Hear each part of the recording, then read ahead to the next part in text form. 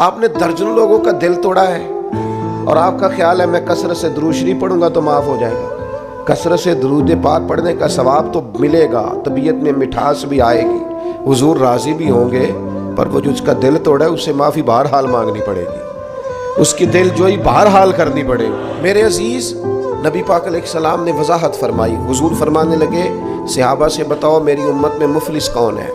یا رسول اللہ صلی اللہ علیہ وسلم جس کے پاس پیسے نہ ہو وہ غریب ہے، مفلس ہے۔ تو حضور نے فرمایا میری امت میں تو مفلس وہ آدمی ہے جو قیامت کے دن پہاڑ کے برابر نیکیاں لے کے آئے گا، نماز، روزہ، حج، زکوٰۃ، صدقات، لیکن کریم فرماتے ہیں کسی کا اس نے دل توڑا ہوگا، کسی کو گالی دی ہوگی، کسی کو برا کہا ہوگا، نتیجہ یہ نکلے گا کہ اللہ تعالیٰ وہ ساری نیکیاں ان لوگوں کو دے دے گا جن کو تکلیفیں دیتا رہا۔